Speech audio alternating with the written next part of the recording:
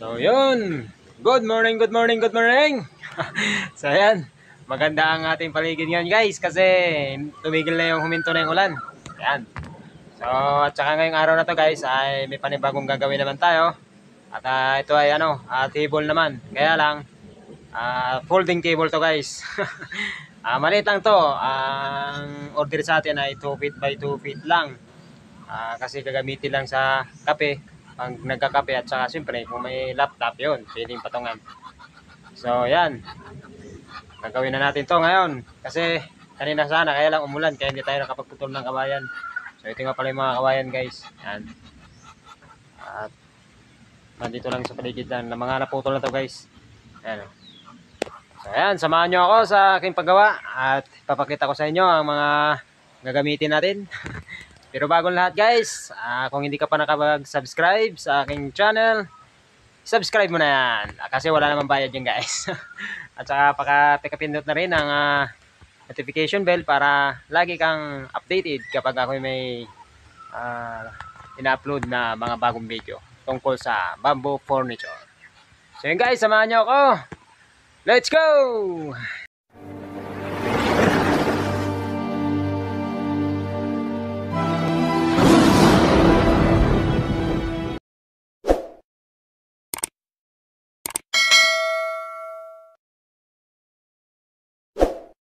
So ayan, guys, kung mapapansin nyo, ito nga pala ang ating gagamitin na pampaa. So bilog to na bayog.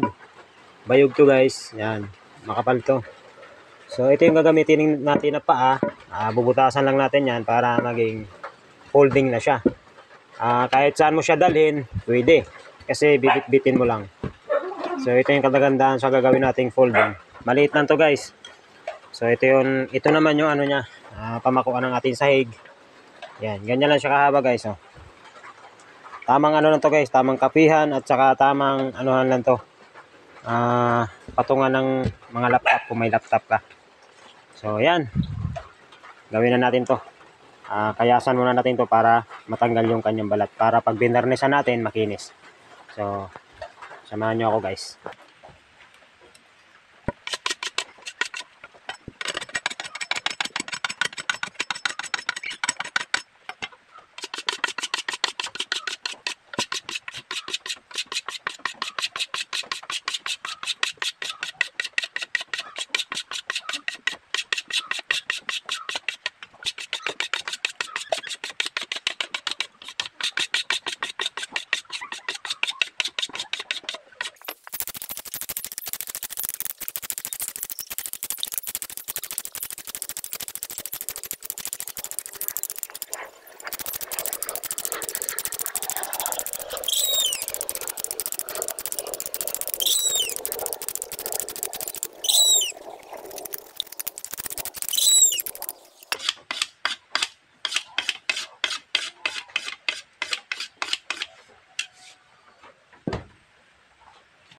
So, guys, ito naman yung ating pansahig. So, ganyan lang siya kalapad, guys. 2 feet lang to, guys.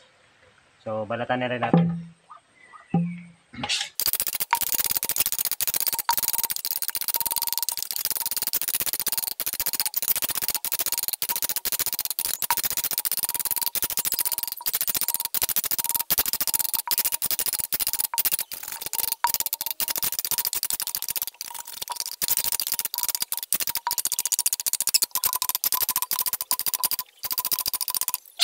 Guys, ngayon, guys, ay nagbubutas pala ako ng poste ng folding table.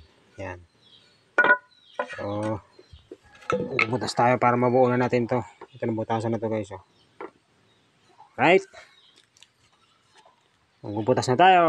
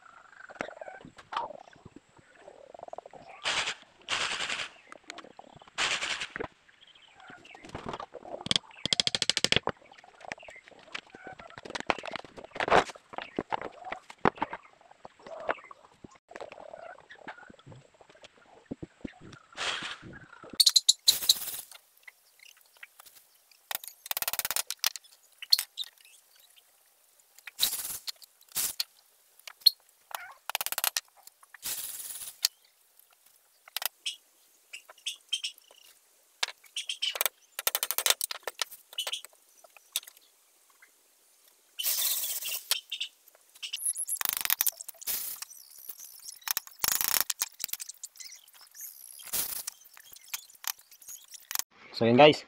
Ayan, natapos na yung ating pagsasahig. Napakuha na guys, oh. Ayan. So napakaganda talaga. Para di siyang plywood pag nalatag yung kawayan ng tamang paglalatag guys. Ayan, oh.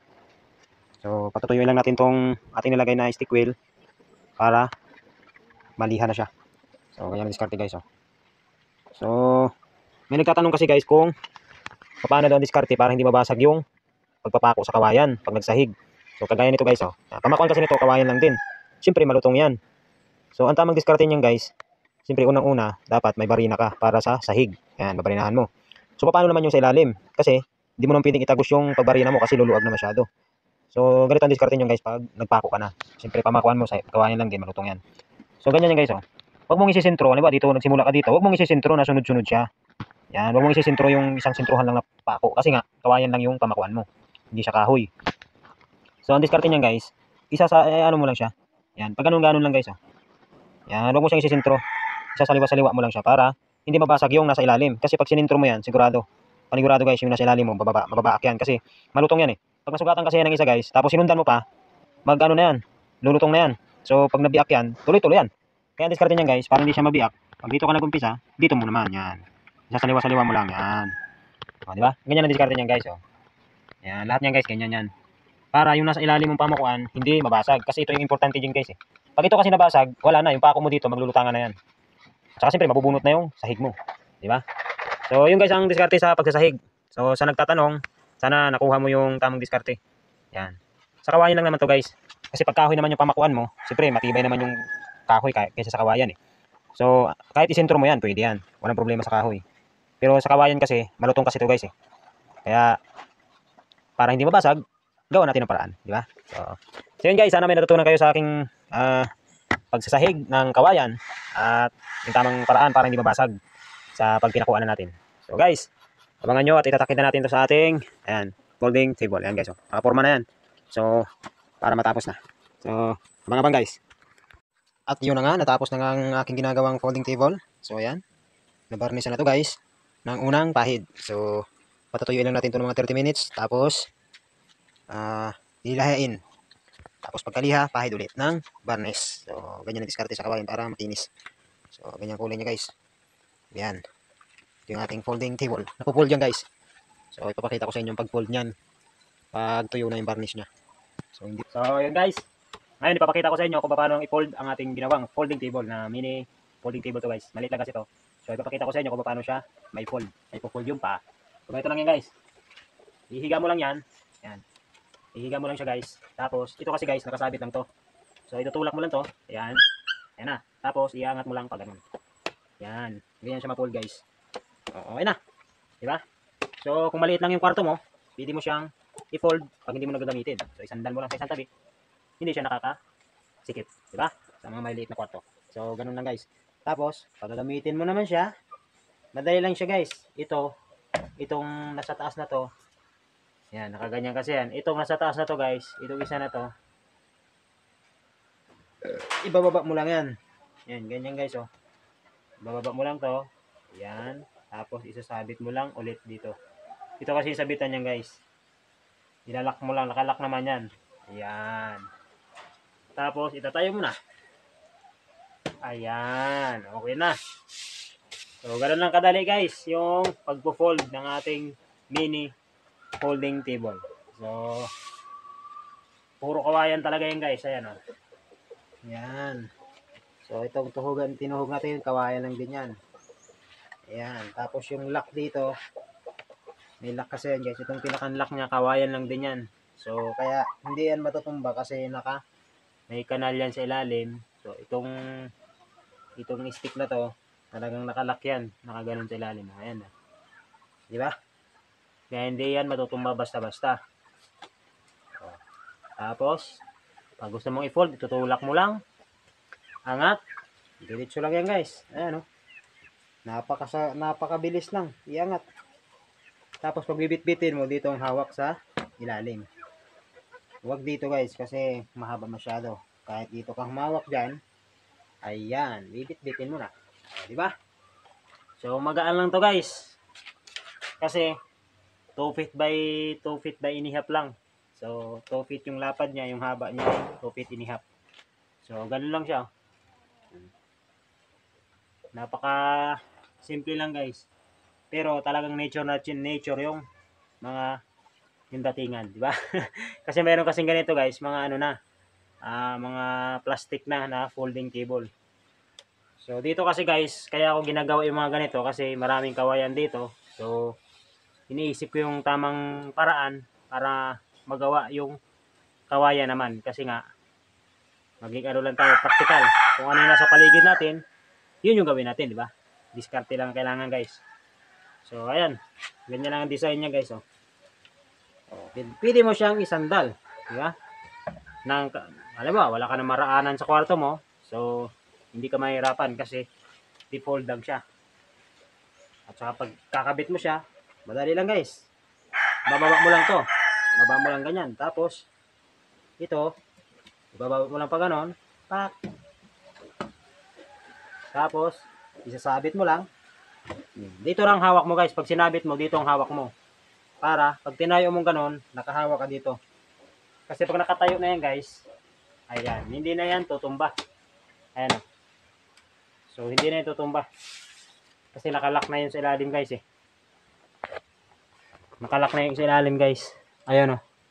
Yan, yan yung nakalock guys. Yan. So, kung mapapansin nyo ito, yan, nakalock na yan dyan. So, hindi na yan tutulak doon kasi nakalock na. Yan. So, ganun lang kasimple ang ating bamboo folding table. Yan. So, pwedeng-pwede na tong dalhin sa nag-order sa atin. So, yun guys. Salamat sa inyong panonood. Sa pagsubaybay mula sa umpisa na aking paggagawa ng folding table. At kung hindi ka pa nakapag-subscribe sa aking channel, paki-subscribe na. Kasi wala namang bayad yan guys. At saka para ka lagi kang updated, pakipindot na rin ang notification bell. Para pag mayroon akong laging ina-upload mga bagong video tungkol sa bamboo furniture.